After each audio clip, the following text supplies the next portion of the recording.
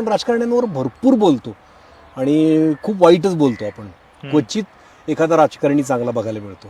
पण माझ्या लहानपणापासून मला खूप चांगले नेते बघायला मिळाले. आता माझं मूळ गाव जिथे आहे चिंचणी अंबग, तिथून जवळच यशवंतराव चव्हाणांचं गाव होतं. त्यामुळे यशवंतराव चव्हाणांच्या विषयी खूप ऐकत आलो लहानपणापासून. ते लोक जे होते ना, यशवंतराव चव्हाण असतील, वसंतदादा पाटील असतील, त्यावेळेचे खूप चांगले नेते ज्यांच्यामुळे महाराष्ट्र उभा राहिला. त्यांना समाजभान होतं, गरिबीतून वर आल्यामुळे ती जाणीव होती, विविध विचारधारा महाराष्ट्रातल्या माहिती होत्या, पुरोगामी विचारधारेशी खूप जवळचं नातं होतं, स्वातंत्र्य संग्रामातून आलेली ही नेतृत्व होती सगळी. क्रांतिसिंह नाना पाटील जे होते त्यांच्या एका वसतिगृहात माझे वडील शिकले, त्यामुळे त्यांचे किस्से मी ऐकत आलो. तर माझं लहानपणापासूनचं इम्प्रेशन असं होतं की ही खूप चांगली माणसं असतात की जी जनतेसाठी काम करतात. म्हणजे आमच्या भागाचा विकास मी माझ्या डोळ्यांनी बघितला. माझ्या वडिलांचे जवळचे मित्र पतंगराव कदम, ते अगदी जवळचे मित्र, दोघे एकत्र शाळेत जायचे तेव्हापासूनचे मित्र. तर पतंगराव कदमांनी एक ध्यास घेतला होता की माझ्या भागाचा मी विकास करणार. ते चालत चालत चिंचणीवरून कुंडलला जायचे शिकण्यासाठी. तर ते म्हणायचे मी इथून डांबरी रस्ता करणार, लहानपणी म्हणायचं. आणि नंतर राजकारणात गेल्यानंतर त्यांनी सगळं कायापालट करून दाखवला त्या भागाचा, की तिथे डांबरी रस्ते झाले, तिथे सूतगिरण्या उभ्या राहिल्या, कारखाने उभे राहिले. मी जे लहानपणी माझं गाव बघत होतो ते पूर्णपणे बदललेलं मी बघत होतो.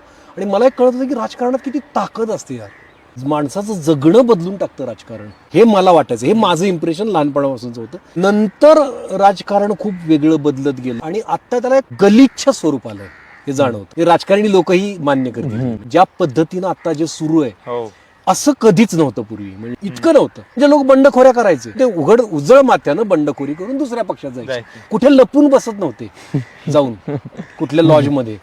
तसं काहीतरी राजकारण घडायला लागलं. जनता अस्वस्थ होती हे मी बघितलं. म्हणजे कसं असतं ना, आपण किती काही म्हटलं ना की पब्लिकला काही कळत नाही, पब्लिकला सगळं कळत असतं.